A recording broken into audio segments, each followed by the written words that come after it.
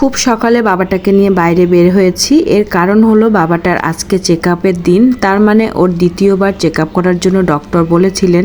আপনারা অনেকেই প্রশ্ন করেছেন বাবাটার কি হয়েছে। আমি অবশ্য আগে একটা ব্লগে আমি বলেছিলাম, যদি ওই ব্লগটা দশমীর একটা ব্লগ ছিল, কারণ পূজার ভিতরেই এই প্রবলেমটা ওর হয়েছিল বলেই আমি দশমীর ব্লগের ভিতরেই শেয়ার করে ফেলেছিলাম। তো যাই হোক, যেহেতু আপনারা আবারও জানতে চাচ্ছেন যে বাবাটার কি হয়েছে, তো আজকে সবকিছুই আপনাদের ডিটেলসে আবারও বলবো। তো তার আগে বলি, এটা ছিল প্রথম দিন ওকে যখন ডক্টর দেখাতে নিয়ে আসি। এটা ছিল বেসরকারি শিশু হসপিটাল। সরকারিটা আরো বেশি ভোগান্তি, আর আমরা হসপিটালে খুব একটা দেখাই না, কারণ অনেক বেশি ভোগান্তি থাকে। তারপরও আমার কেন জানি ঘুরে ফিরে মনে হয় এখানেই ট্রিটমেন্টটা খুব বেশি ভালো হয়। তো যাই হোক, এই যে হচ্ছে ওর ডক্টর, উনি হলেন শিশু বিশেষজ্ঞ এবং সিনিয়র ডক্টর। তো যাই হোক, এই ডক্টরটা আগে একবার দেখিয়েছিলাম অন্য কোনো সমস্যার জন্য। তো আজকে যেহেতু এসেছি ওর অন্য আর একটা সমস্যা নিয়ে, তো এই সমস্যাটা ওর প্রায় 1-1.5 বছর 2 বছর হয়ে যাবে হয়েছে। তো আমি 2 দিনেরটা মিলিয়ে আপনাদের সাথে শেয়ার করছি, যে হসপিটালের কিছুটা ছবি আপনাদের দেখিয়েছি। ওইটা ছিল প্রথম দিন ট্রিটমেন্টের, আর এইটা যেটা দেখাচ্ছি এটা হলো চেকআপে যাওয়ার দিন। যেহেতু ওইভাবে তার অসুস্থতার বিষয়ে কোনো ছবি বা ভিডিও আপনাদের সাথে আমি শেয়ার করিনি। এই সমস্যাটা ওর বয়সের 2 বছর পর থেকেই শুরু হয়েছে। এই সমস্যাটা আগে পরে ছিল না। বাচ্চাদের ঠান্ডা লাগে, কিন্তু ওর ঠান্ডা লাগাটা একটু ব্যতিক্রম। আর দিন দিন খুব ঘন ঘনই ঠান্ডা লাগতো, প্রায় মাসে 2 মাসে একবার বা 1 মাসেও একবার লেগে যেত। তো এইভাবে চলছিল, কিন্তু সমস্যাটা হলো ওর ঠান্ডা লাগলে শ্বাসকষ্ট হয়, মানে বেশ একটু শ্বাসের প্রবলেম হয়। সেটা বুঝতে পেরে আমরা প্রথমে কিন্তু চাইল্ড স্পেশালিস্টে দেখিয়েছিলাম। তখন যেহেতু খুব ছোট ছিল,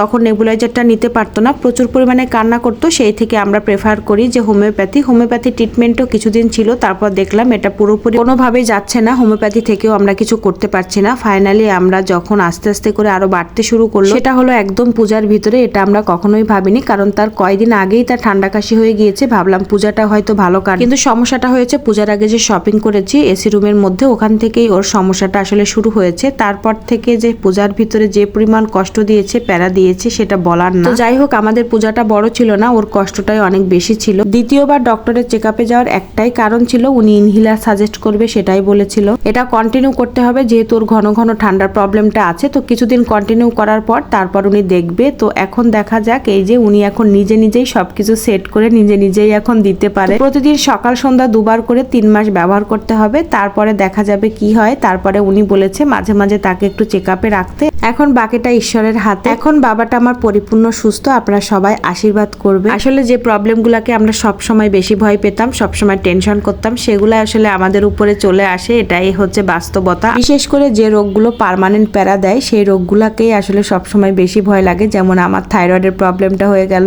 আবার ছেলে বাবুটারও এই প্রবলেম। এটা অবশ্য ডক্টর বলেছে এটা পরবর্তীতে ঠিক হয়ে যাবে, তারপরও আসলে খারাপ লাগাটা থেকেই যায়। তো ভালো থাকবেন সবাই। আজকের ভিডিওটি এই পর্যন্ত।